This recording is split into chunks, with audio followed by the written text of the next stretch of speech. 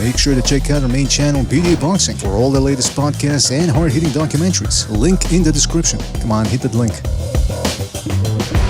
Alright, welcome everybody to another BDA Boxing transmission. This is your host, Mr. BDA. And in this episode, we want to talk about the Terence Crawford vs. Israel Madrimov fight that's going to be taking place in about a week from now. And contrary to the last two videos, in this one, we're going to be focusing on Terence Crawford. Crawford is considered one of the top 3 pound-for-pound fighters in the world. And going into the Madrimov fight, he certainly has the experience edge over Madrimov. Now, as we've seen in the last 2 videos that we did on Madrimov, and other people have pointed this out too, by the way, Madrimov tends to jump in a little bit. Now, he's curtailed that in the last couple of fights. However, Terence Crawford's game is always to draw you into his wheelhouse, frustrate you, and then run you into big shots. He has about, 8-9 straight knockouts or stoppage wins? The last guy that went the distance with him was Victor Postol in 2016. So it's been about 8 years of him dropping opponents. And how does he do it? Well, you're going to look at his footwork to see what he does. He's very adroit at keeping people turning. He's got some of the best pivots in boxing, whether it's at long range or at close range. You'll notice too that he can pivot off shots as well. He'll often, especially when he's in the southpaw position or whichever position he's in, you'll notice he will hook, and then his lead leg, as he's hooking, he'll pull it back and twist it inward so that he can pivot off the shot. And he does that very, very well, keeping guys turning. So what that does, it serves a couple of functions. One, obviously, it frustrates his opponent because he's keeping him turning. Number 2, it frustrates him even more because he's getting hit while Crawford keeps him turning. And eventually those type of shots might just get their opponent out of there. I mean, he often does get his opponent. I mean, like I said, the last 8 years he's got his opponents out of there. And this, to do what Crawford's doing there with the pivoting, whether he's countering off the pivot or just simply pivoting, takes a lot of wherewithal. It takes a lot of experience to know when to do it, takes very good reflexes, and on top of that, you're gonna be relaxed. And that's what Crawford, with all the experience he has now, has been able to accomplish and probably will be able to accomplish. Now, one thing that we didn't really see a lot of against previous opponents from Crawford was firing throwaway shots. He did this a lot against Avanesian, and Avanesian was sort of playing his game as well, doing a lot of shifting, firing throwaway shots to try to set him up for something big. And Avanesian managed to land a lot on Crawford. Crawford looked slow in this fight.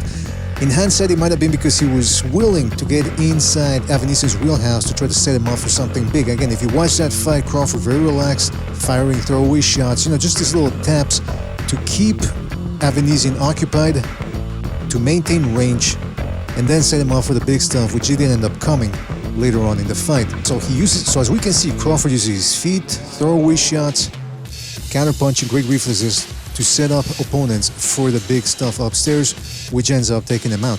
Crawford has one of the quickest counterpunch triggers in boxing. Now, he might not be as quick as he was 6 years ago when he stopped Jeff Horn.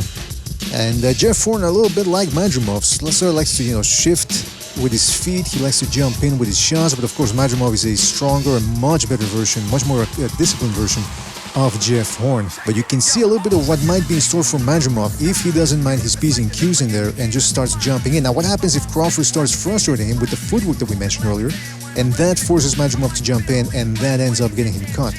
It's a possibility. It's a possibility. But now let's take a look at the flip side of that coin. Crawford, coming into this fight, is 1 month away from being 37 years old. He has not fought since July of last year, and he's going to have been away from a little bit more than a year in boxing. Now, of course, some fighters can get away with that, but you can only push that envelope for so long, especially when you're nearing 37 years of age. So that's one big factor right there, the age. Is he going to play a factor against Madrimov? Now, the other thing is the weight class. He's fighting in a new weight class for the first time, taking on a dangerous opponent, no tune-up. How is he going to carry the weight? He claimed in some previous interviews that he walks around 170 pounds.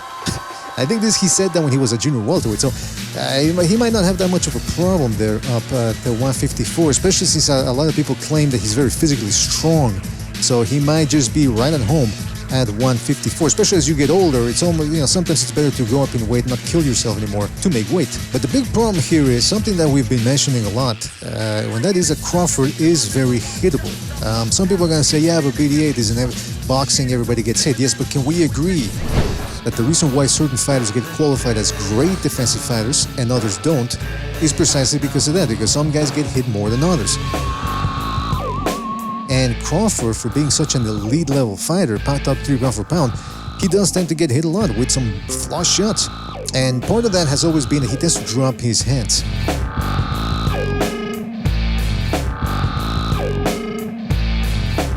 Fixed that mistake, surprisingly, against Errol Spence for the most part. He kept his hands up, finally showed a guard, but he still got hit with some overhand shots from Errol Spence. So it's one thing to know what's coming, it's another thing to stop it entirely. He couldn't do that. The other problem with Terence Crawford is he tends to keep his chin up in the air, especially when he starts coming in with wide looping shots. When he gets into exchanges too, that chin up in the air has gotten him caught. Now, some people are going to say, yeah, but BDA hasn't lost yet. Of course he hasn't lost yet, but these are all the little mistakes that get compounded. You know, maybe age, maybe weight, all those things we mentioned earlier. Plus, on top of that, his technical deficiencies.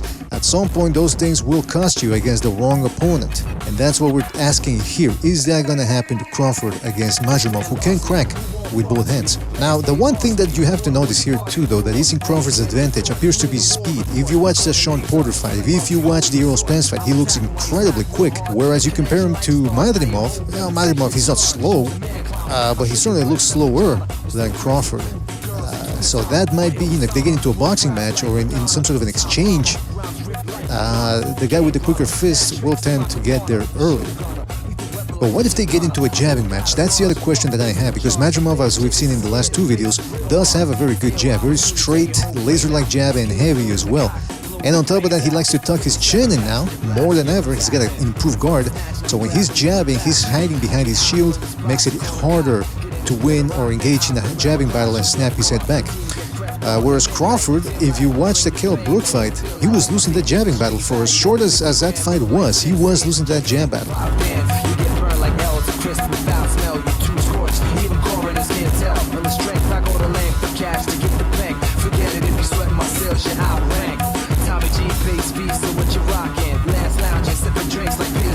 And when he was fighting that quick-fisted Benavides, he was getting sniped from the outside too. Now the problem, again, I revert back to the speed.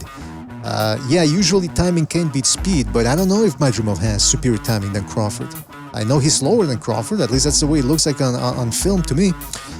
So it's really behoove him. He's going to have to hope, Madrimov will, that he has the superior timing and he can beat Crawford in a jabbing battle. But that's one thing I'm going to be very intent on watching there.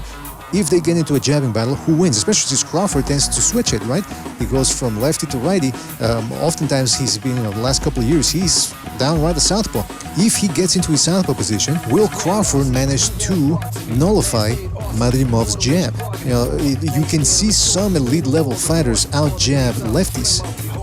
But most guys just tend to look for the right hand because they're out of answers and they don't know how to get to the southpaw with that jab. We'll see what happens with Madrimov.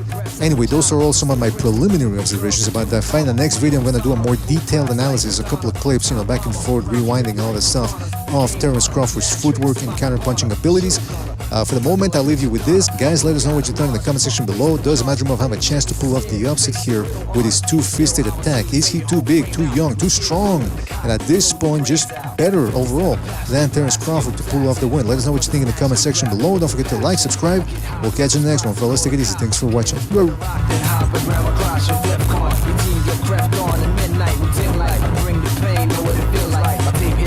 Valued at 50 grand, move like sensation. Japan with 5 bands. You get burned like L's to crisp without smell. You too scorched, even coroners can't tell. On the strength, I go to length for cash.